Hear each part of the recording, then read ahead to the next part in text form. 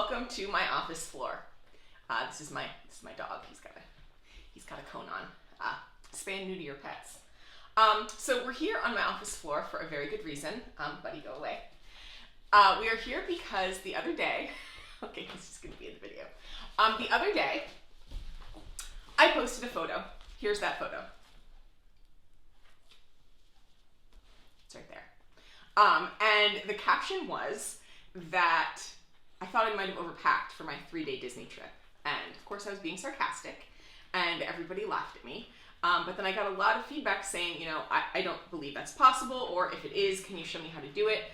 Some people asked me to do a Facebook Live video. Sorry, he loves me.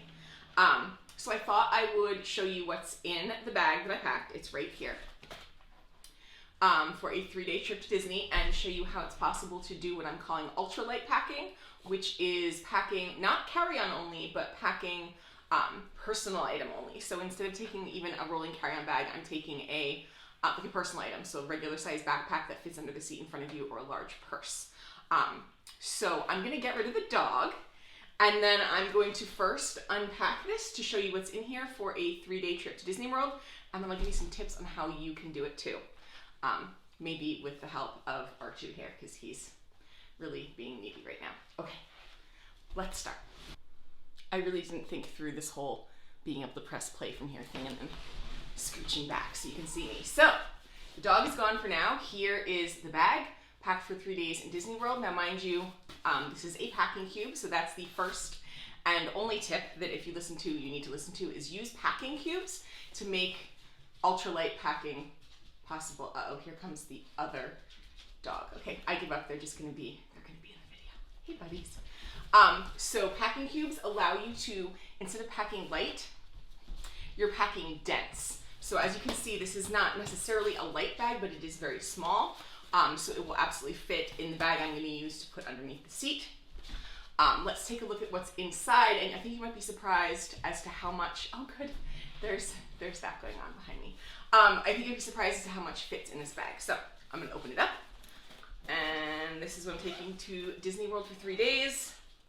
I want you to see what happens when I opened it up. So this is what happened when I opened it up. Kind of proving that whole packing dense versus packing light thing. It just kind of puffed out. Actually, this shirt up here fell off. But we have here, other than too many dogs in the way. All right, we might have to pause this again. Let's make the dogs go away, because I think, yeah, there's humping going on. I love my dogs. I love them, but man. Okay, so we have in the packing cube that has ballooned open, we have tank top 1. Oh, note, I am not a small person, so this is not a case of like a size 2 human being able to take that much. I'm a size 14 or 16, so my clothes are big. It's probably filling up the whole frame. I'm fine with that, but it is sometimes a challenge to pack when your clothes are big. But tank top 1, tank top 2, and then because it is, well, this isn't packed in order. So 2 shirts so far. And then because it is late May in Orlando, I am taking a bathing suit. So I have a bikini that I wear. This is about half the size of the packing cube, because again, I'm a non-small person. I have non-small boobs. So you can probably wear this as a hat. Yeah. So bathing suit is in here as well. And then along with the bathing suit, I have a cover-up. This is just a top cover-up, because the bottom part of the suit is a skirt, so when I put this on, it looks like a little outfit. And then packed super tightly in the second layer, you can see this is the second layer here. I had all of that kind of smashed down. That's how packing cubes work. I have I really don't want to take this out because it's packed so neatly, but for you, I will do this. I have a pair of jean shorts. I have pajamas, because I am traveling with my mom, so I do want to wear pajamas to bed. This is the tank top, and this is the bottom part of the pajamas. And then I have a dress, and these are underpants, and these have never been worn, so me showing them to you isn't weird. I did take my bras out before I did this so that you didn't have to see those. But I did just put my bathing suit on my head, so I don't know. So this will be the jean shorts that go with the, see again, not small. These jean shorts go with these two tops. This is 2 days worth of clothing. This dress, which is very balled up, is another day's worth of clothing. Dress, black dress. I like black. Can you tell? I like black. My room is black. My clothing is black. I like black. This will be another day's worth of clothing. And then the underpants aren't really underpants, so I don't feel weird showing them to you. Also, they're brand new. They are actually like little yoga shorts. Again, I told you I'm a size 14, 16, so let's just say that walking around in a dress, if you have bigger thighs, is uncomfortable. So these are underpants. And then I have pajamas, tank top, and shorts. These also are kind of real clothing, so if I needed to like run out and get a coffee for my mom in the morning, I could probably put this on and get away with it in a Disney Valley resort and not get stared at. So that's everything that's in the bag. Again, if I were to just put this in a suitcase, you can see how that would not work. The key is rolling it. So I'm going to do a rolling demo. I'm going to try to speed it up real fast, and I'll show you how this all fits in here. And then we'll talk about the things that are obviously missing from my packing list. All right, I hope this records because I'm only doing this one more time.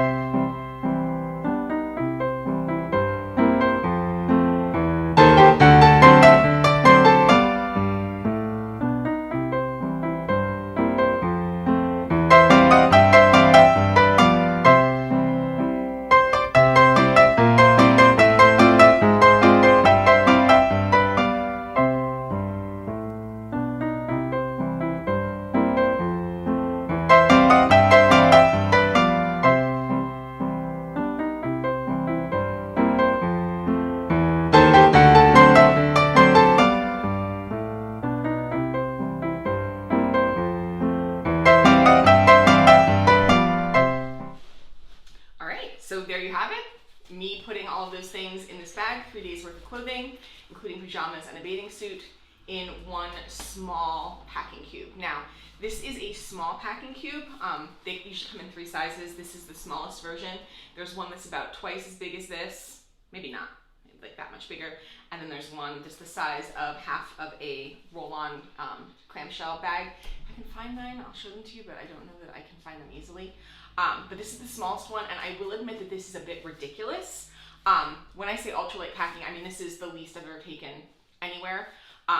It is only a 3-day trip, and it is only a trip to Orlando where it's hot.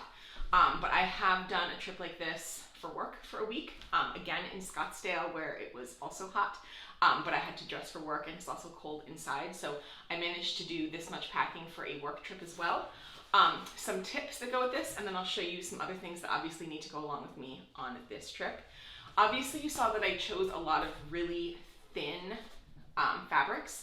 There's a double bonus to that in that thin fabrics tend to wrinkle less. That was not a great example when you saw my pajamas, those are pretty wrinkly, but the actual clothing that I packed are thin and wrinkle free. So for example, I have this shirt, right? This is a shirt that I own. And if I were to roll it up, it would get this big, right?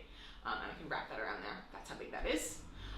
Because of the lace detail, it's a little bit thicker and it is cottony, so it is larger.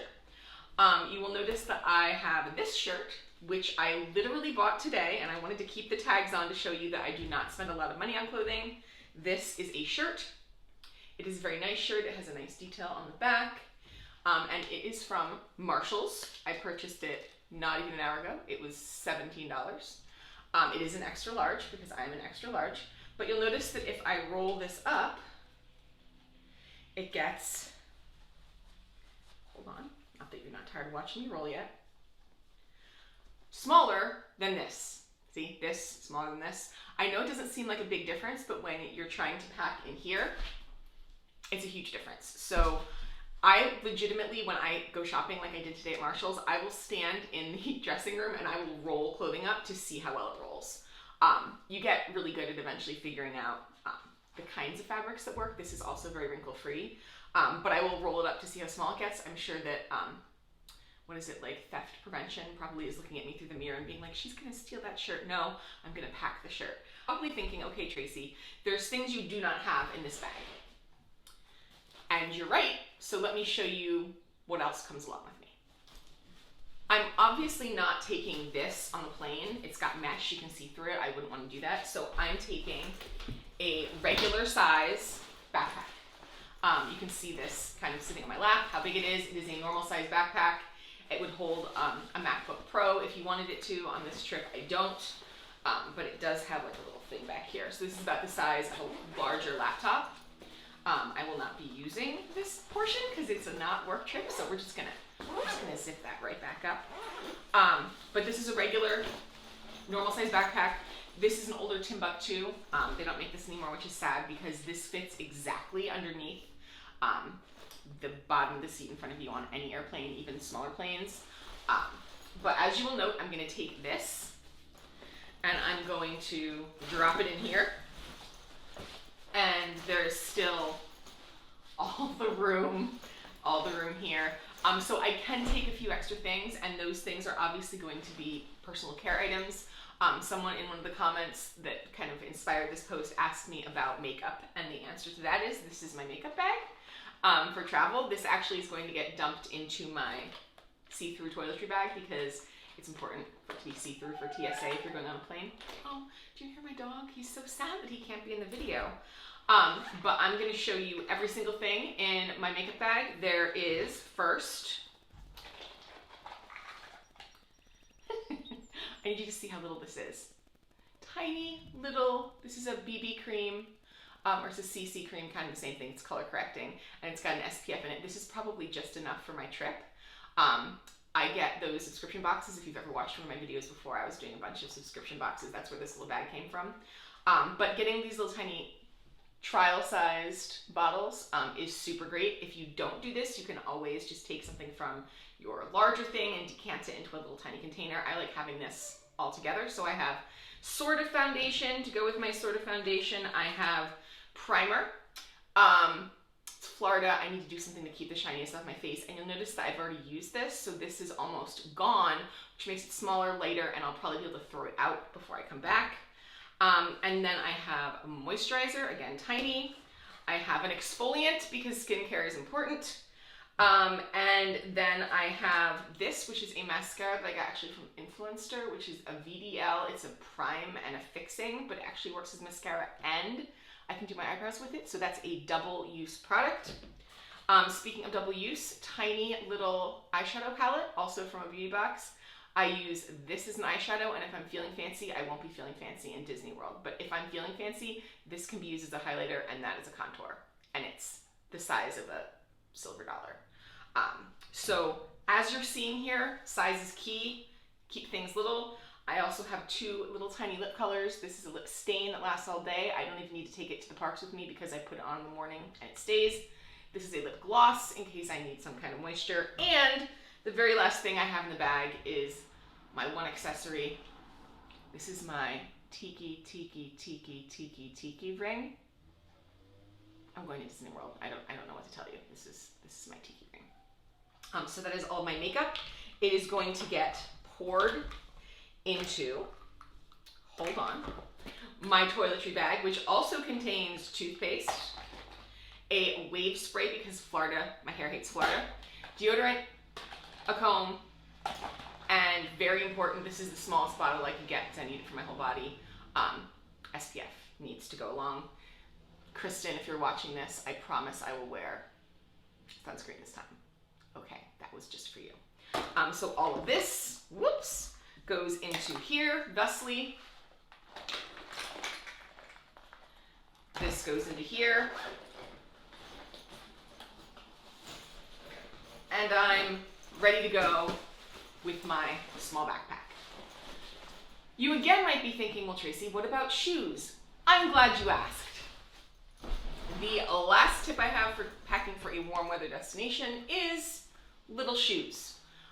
These would be flats that I would take with me if I were going on a work trip. They fold up really little, like so, and can be thrown in the still cavernous space.